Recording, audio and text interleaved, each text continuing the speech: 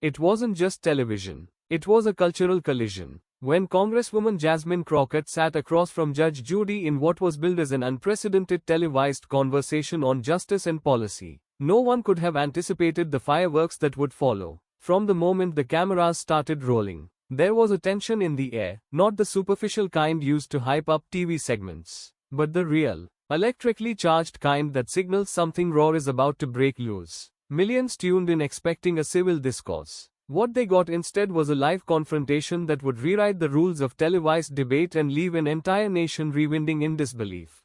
The premise was simple enough. Judge Judy, famed for her no-nonsense courtroom authority, was hosting a political special to address rising tensions between law enforcement, judicial inequity, and the legislative agendas sweeping through Congress. Producers thought it would be a good idea to bring in Jasmine Crockett, a rising political powerhouse known for her directness, intelligence, and unshakable passion for equity. On paper, the matchup seemed compelling. In reality, it was combustible. What happened next proved that Crockett wasn't stepping into Judy's courtroom, she was dragging the gavel into hers. It began with small talk, at least that's what it looked like. Judy, sitting upright and poised, launched into a question about crime rates in urban areas and how certain progressive policies might be enabling lawlessness. She was clearly setting a rhetorical trap, framing her argument as one of concern while subtly implying incompetence or naivete on the part of reformers. How do you explain cities where crime spikes after you remove tools from law enforcement? Judy asked, her tone accusatory but masked in civility. Crockett didn't flinch. Crime is a symptom, not the disease. She responded coolly. We've spent decades criminalizing poverty and pathologizing blackness. You want to know why people commit crimes? Ask what's been stolen from them first: access, housing, education, safety. Her words were surgical, measured but unrelenting. It was in that moment America sat up straighter. Because this wasn't just a politician parroting talking points. This was a woman with lived experience, unafraid to talk back to authority, even when that authority came draped in judicial robes and celebrity gravitas.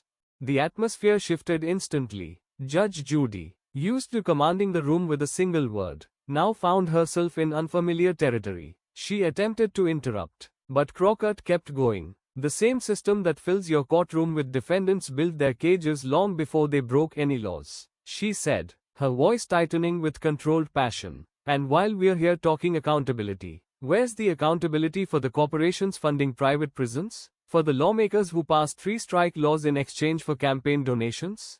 It was a rhetorical escalation, not of volume, but of depth, and Judge Judy was clearly shaken. She clapped back, saying Crockett was oversimplifying complicated legal issues. But that's where Crockett turned the tables. You say I'm oversimplifying? Ma'am, with all due respect, your entire career was built on boiling human lives down to 30-minute episodes for entertainment. You dealt with people after the system broke them. I'm trying to prevent that system from breaking more. That line hit like a thunderclap. The studio audience, previously unsure whether to root for one side or stay quiet out of respect, broke into stunned applause. Social media was already ablaze. Twitter threads exploded with quotes. TikTok users began lip-syncing Crockett's monologue in solidarity, and think pieces were already underway dissecting the confrontation frame by frame. The clip spread like a fire through dry brush. No one could believe what they had witnessed, and even fewer could stop watching it again and again. Judge Judy tried to reassert control by pivoting the conversation to the idea of personal accountability. There has to be personal responsibility, she insisted. Not everything is the system's fault. But Crockett, steady as ever, leaned in and replied, personal responsibility? Sure. But how personal is it when your zip code predicts your life expectancy? When the color of your skin makes you more likely to be searched, arrested, sentenced? You want to talk personal responsibility? Then let's start with the responsibility of those in power to stop pretending that systemic racism is a myth. The words hung in the air. You could practically feel America collectively leaning toward their screens. It wasn't just what Crockett said, it was how she said it. Controlled, fearless, with the precision of someone who has sat in courtrooms, classrooms, and community meetings, knowing that truth without courage is just a whisper in the noise. Crockett's voice didn't just rise above the noise, it cut through it entirely.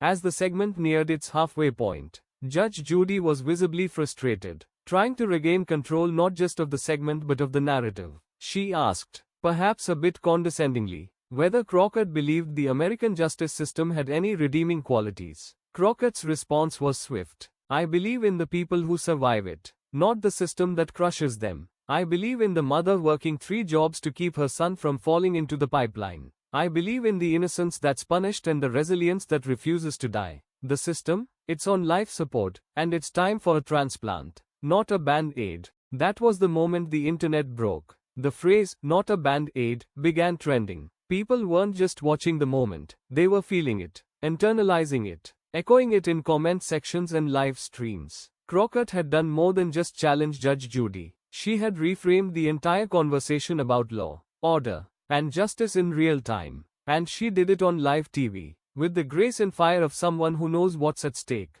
Even Judge Judy, never one to back down, began to soften. She leaned back, her voice slower now. You're passionate. I'll give you that, she said. Crockett didn't smile. Passion is what's left when rage finds focus, she said. And I'm focused, Judge, not just on winning arguments, but on saving lives.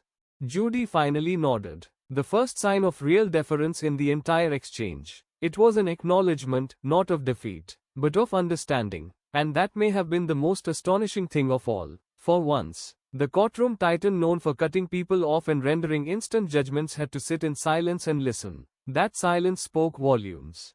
The days that followed the broadcast were a frenzy of analysis and admiration. Political commentators from across the spectrum weighed in. Some tried to minimize Crockett's performance, claiming she was showboating, but the majority couldn't deny what had occurred. Jasmine Crockett had stood toe-to-toe with an institution of American media and walked away not just unscathed, but exalted. There were even murmurs that the interaction had opened the door for more serious policy conversations on national television, free of fluff and partisanship. But perhaps the most profound reactions came from ordinary people, viewers who saw in Crockett a mirror for their own frustrations, their own exhaustion with a system that pretends to offer justice but delivers only judgment. Letters poured into her office, emails, tweets, DMs from young people saying they had never felt represented before, parents thanking her for speaking the truth their children were too afraid to say out loud, formerly incarcerated individuals who said, finally, someone said it on national TV. And yet through it all, Crockett remained grounded. In a follow-up interview, when asked if she had prepared to go viral, she laughed and said, no one prepares for authenticity. I just told the truth. If that's viral, then maybe we're finally ready to hear it. It was a subtle jab, not at Judge Judy directly, but at a culture that has often mistaken entertainment for enlightenment. Crockett's performance wasn't performative. It was real. And realness, in a world full of filters and spin, is the rarest currency. Meanwhile, the media world took notice. Producers started floating the idea of giving Crockett her own segment, or even her own show. Polling showed a spike in her national profile, but she didn't chase any of it. Instead, she doubled down on legislative work, making sure that the viral moment translated into tangible impact. For her, that's what mattered most. And Judge Judy, to her credit, she didn't take the exchange personally. In a statement days later, she called the conversation intense, necessary, and invigorating. It was perhaps the most honest assessment she could give. She may not have agreed with everything Crockett said, but she respected how she said it. Because in the end, Jasmine Crockett didn't come to destroy anyone. She came to dismantle narratives. And in doing so, she offered America a rare moment of clarity in a media landscape often dominated by spectacle and superficiality. She reminded everyone watching that real power isn't in shouting over someone, it's in refusing to be silenced. So, whether you agree with her or not, you can't deny what Jasmine Crockett accomplished. She made America stop, rewind, and listen. And in this chaotic political age, that's nothing short of revolutionary.